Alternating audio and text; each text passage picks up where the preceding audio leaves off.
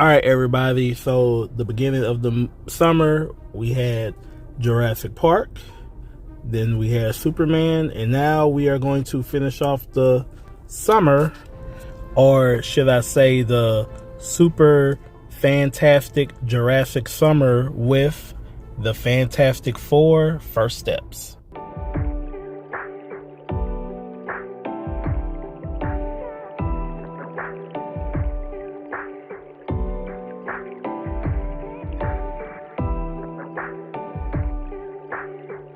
The Fantastic Four: First Steps is starring Pedro Pascal, Vanessa Kirby, Joseph Quinn, Ebon Moss-Bachrach, Julia Gardner, and Ralph Isan. With the synopsis of 2025's Fantastic Four: in 1960 on Earth 828, astronauts Reed Richards, Sue Storm, Ben Grimm, and Johnny Storm embark on a mission into outer space, during which they gain super abilities from cosmic rays. Upon returning to Earth, they become the superhero team known as the Fantastic Four. And as we are introduced to the first family of Marvel, the Fantastic Four, we see them fight against various supervillains and criminals throughout their 4 years as the Fantastic Four, but they are going to embark on a journey and a mission that they may not be coming back from, with their planet being marked by the Eater of Worlds, Galactus himself, and with his henchman, the Silver Surfer, by his side. Marvel's first family must figure out how to not just save the planet, but their family itself. Now, with this version of the Fantastic Four, this is by Marvel Studios, and this is their 37th film within the Marvel Cinematic Universe, and this is the third time that the Fantastic Four has been rebooted. And I will say, for the third time, they always say the third time is the charm, and they finally got it right. And as much as I did enjoy this film, it's not the perfect film, but let me tell you what I liked and what I didn't like. Let me first start off with what I enjoyed of the film. Them going back into time and making this a period piece, which is something that people have always suggested and always asked for, and it finally came to fruition. The film looks great, especially with the set designs. It looks like you're thrown back into a futuristic 1960s comic book that comes straight off of the panel. From the design, from the costumes, the architecture, the set designs of in and out of the buildings, it just looks fantastic. No pun intended. Seeing the first family, and not even just in action going against supervillains or fighting the Silver Surfer or Galactus, but seeing them as a family and as a family unit. Somewhat seeing their day-to-day, seeing the dynamic of how their relationship is with one another, their banter with one another, especially with Grimm and with Johnny Storm, seeing the relationship between Reed Richards and Sue Storm, with the positive, but also even with the negative, and seeing the downside of a lot of turmoil and trials and tribulations that they have, especially with things that revolve around the plot in the film, and seeing how they have to handle and how they have to tackle it. But it was great seeing the family dynamic that they have with each other, especially compared to the other films and with the earlier films that Fox did.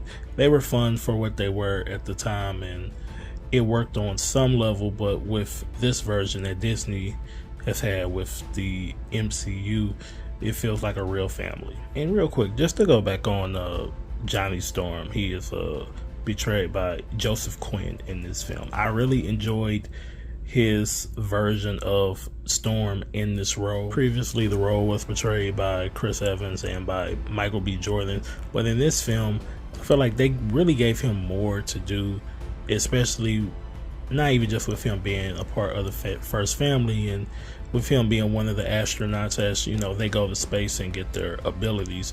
But I do like they actually do show the more intelligent side of him, and he does some problem solving throughout the film, and he figures some things out, and it was cool seeing that for the first time as well. And last but not least, the Eater of Worlds, Galactus. This is our second time seeing him on the big screen. First time, he was just a big dust cloud. But this time, we get to see him in his full force and seeing how he is from the comic books going straight to the big screen. And it is marvelous, I must say, with the character design that they have of him. And even in one of the sequences that they actually show him devouring a planet, it was a sight to see. And the voice actor that played him did a excellent job. Seeing him in scale on the big screen and throughout the film, and just seeing his raw power was a sight to see. And it was great to see that they actually got the character right in this film. Much as a opposing villain that he is throughout the film, this is also kind of one of the downsides, which is going to go into the negatives that I have about the film. And it's more of a small nitpick with him. Going into the third act of the film, I did like what they did with him for the most part, but I feel like they kind of decreased his power level to a certain extent. And I guess they did that, of course, for the film, and so it could be more of a challenge, or less of a challenge, for the Fantastic Four to face him. But I just thought they could have done a better job of balancing that out. And staying with the villains, I know originally in the first trailer they did have John Malkovich in the film, and I know he was going to play one of the antagonists, but I guess it got scrapped with the final cut.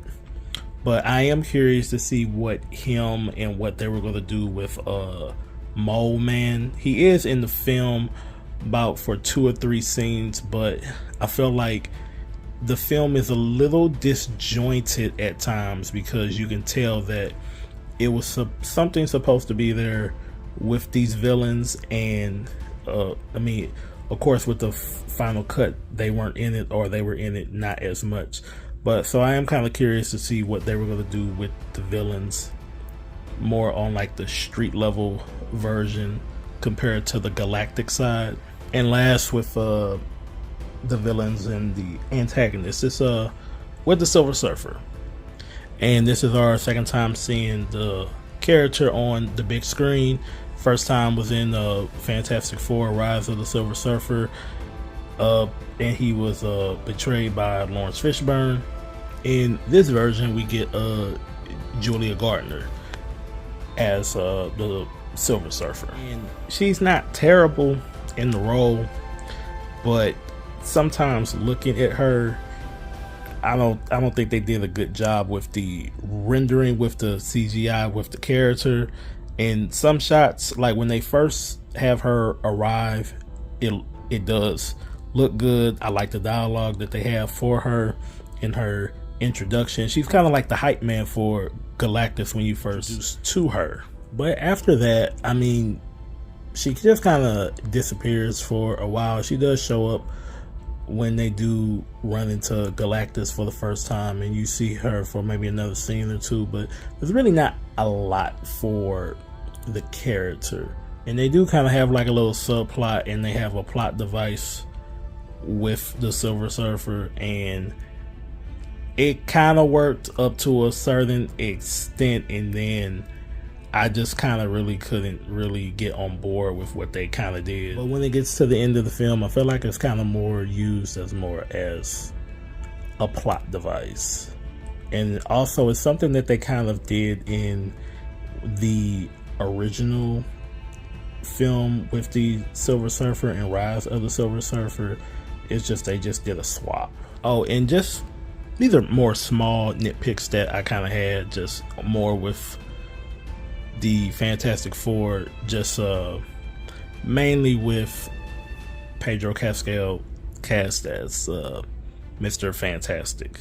And he is good in the role. Like, I do buy the character of Reed Richards, but I just don't see him as Reed Richards. It's like when I'm looking at him giving his lines and acting, and emoting and just doing everything he's doing. Like, he's doing a good job, but the problem is I just see Pedro Pascal. I don't know, maybe it's because he didn't shave his facial hair, he didn't shave his mustache, and just from just seeing Reed Richards in the comics and the animated series and just knowing how the character looks, I just kind of wish, sometimes that, maybe they did go in a different direction and they didn't cast him. But like I said, he does a good job in the film, but like I said, that's just more of just a minor nitpick. And my last little minor nitpick I have is with The Thing. With Ben Grimm, The Thing, I do like him in this film. Same problems I kind of had with the Silver Surfer, with the CGI, or even like with the practical stuff. Like, sometimes he look good, sometimes he looks a little shaky, and sometimes he just feels like the third wheel, or more like, I guess, the fourth wheel when it comes to the family. And I kind of wish he just had a little bit more screen time in this film. But like I said, other than that, like, the whole cast is just great in the film. But with the overall verdict of the film, I really enjoyed this film.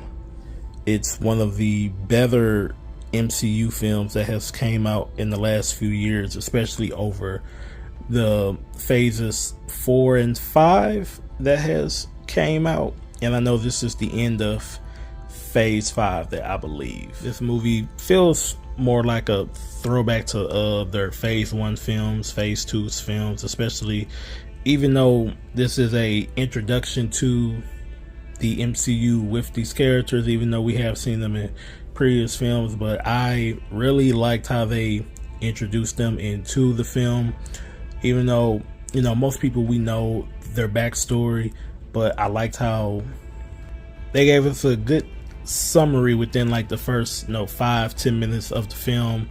They gave us the rundown of who they are, what they've been doing, and they kind of did a little time jump, but it works. And like I said before, this is a good film. Not a great film, but it is a good film. Could be leaning more towards great, maybe, if they just kind of cleaned up some of the writing. And just hopefully this is a good sign that Marvel is going to be heading in the right direction, just with their films, and even hopefully like with their TV shows. Because like I said before, I've really haven't been a fan of a lot of the stuff that they've been doing of late with their movies or with television. But with this, maybe it is a good sign, and it's a good sign in the right direction. Like that, I thoroughly enjoyed this film. I would recommend everybody to go see it, and I had a lot of fun watching this film on the big screen, and I hope you guys do too as well. And once again, thank you guys for listening to this review. If this is your first time coming to the channel, please subscribe, hit that like button, hit the notification bell so you can stay up to date with all reviews, not just movie reviews, but television reviews, and so you can also get the latest news within movies and television within the entertainment world. And if you are subscribed, thank you again for coming back and tuning in. And we're going to be having more reviews coming, not just for the summer, but also with the upcoming fall and winter, with the slate of new movies and television shows coming out.